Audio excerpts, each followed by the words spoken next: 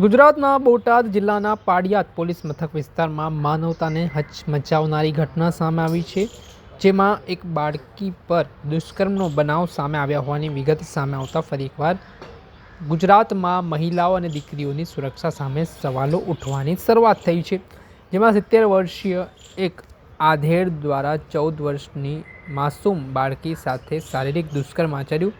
સગીરના પેટમાં દુખાવો પડતા સમગ્ર ભાંડો ફૂટ્યો હતો. આ ઘટનાના સંદર્ભમાં હોસ્પિટલમાં કિશોરીએ બાળકને જન્મ આપતા સમગ્ર પંથકમાં હાહાકાર મચી ગયો છે. આ ઘટનાના પગલે ગુજરાત કોંગ્રેસના મહિલા પ્રદેશ પ્રમુખ ગીતાબેન પટેલ હોસ્પિટલે પહોંચ્યા હતા, જ્યાં જઘન્ય કૃત્ય કરનાર વૃદ્ધ છે તેની સામે કડકમાં કડક કાર્યવાહીની માંગ કરવામાં આવી છે. શું કહી રહ્યા છે આ મામલે કોંગ્રેસના મહિલા પ્રદેશ પ્રમુખ ગીતાબેન પટેલ, તેમને સાંભળો. હું છું ગુજરાત પ્રદેશ મહિલા કોંગ્રેસની અધ્યક્ષ ગીતાબેન પટેલ. ગીતાબેન, આજે સોનલ હોસ્પિટલ ખાતે મુલાકાત માટે આવ્યો છે. શું હકીકત? આજે અહીંયા હું છેલ્લા 5 દિવસથી સૌરાષ્ટ્રના પ્રવાસે નીકળી હતી અને મહિલા સંગઠનને આવનારી ચૂંટણી અને નશાબંધીના પ્રોગ્રામને લઈને આખો મારો પ્રવાસ છેલ્લા 5 દિવસથી ચાલી રહ્યો છે. આજે 6થા દિવસે મારે અહીંયા બોટાદની અંદર આવવાનું થયું છે.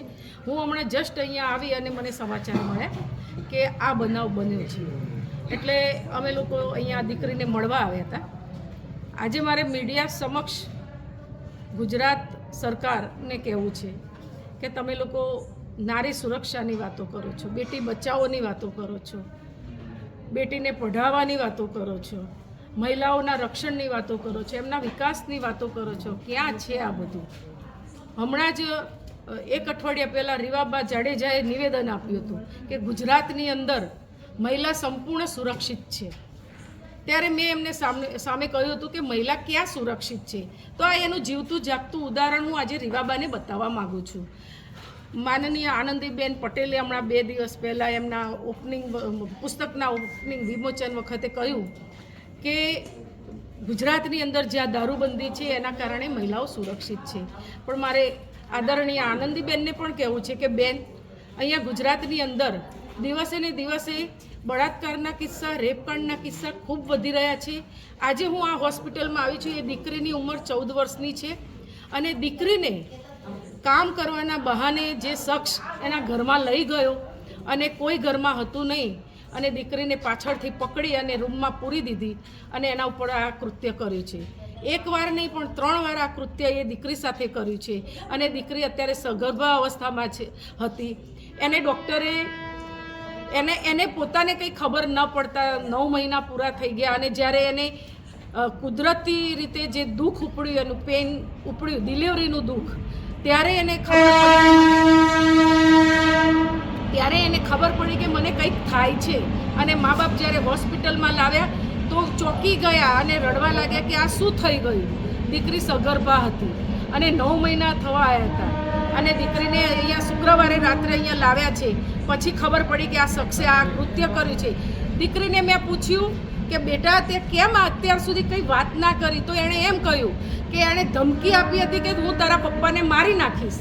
મારા પપ્પાને કંઈ થાય ના એટલા માટે મેં ચૂપકી રાખી અને મેં કશું જ ઘરમાં કહ્યું નહીં. આજે એ દીકરીએ બાળકને જન્મ આપ્યો છે. 1.5 કિલોનું બાળક આજે ભાવનગરની હોસ્પિટલમાં પેટીમાં રાખવામાં આવ્યું છે. ક્યાં જઈને મહિલા સુરક્ષા અટકશે? ગીતાબેન, ખાસ કરીને જે આરોપી છે એની કોઈ અટકાયત થઈ, એની કોઈ કાર્યવાહી થઈ કે ક્યાં? દીકરીને મેં પૂછ્યું, અત્યારે એના વાલી અહીંયા ઉપસ્થિત નથી. વાલી પેલા બાળકને લઈને ભાવનગર ગયેલા છે અને અત્યારે હાલ દીકરી છે. દીકરીની બાજુમાં બહુ આધેડ વયના એમના પડોશી એના પાસે બેઠા છે. એમને આ માહિતીની ખબર નથી, પણ દીકરીએ એવું કહ્યું કે એ શખ્સ કરશનભાઈ નામ હતું એનું અને એ શખ્સ અર્જણભાઈ નામ હતું એનું અને એ શખ્સને મારા મા બાપે ફરિયાદ કરી છે અને એને જેલમાં પૂર્યો છે. આટલું જ દીકરીએ મને કહ્યું છે. હવે સત્ય હકીકત શું છે એ અમે પણ તપાસ કરવાના છીએ અને આજથી અમે લોકો એ શખ્સને કડકમાં કડક સજા થાય અને આવું ફરી આવી નાબાલિગ અને માસૂમ દીકરીઓનું આ રીતના શોષણ ન થાય અને આવી કૃત્યનો ભોગ ન બને એનું અમે લડાઈ આપીશું. Thank you. દર્શક મિત્રો, આવા જ વિડીયો જોવા માટે અનકવરેજ ન્યૂઝ જોતા રહો.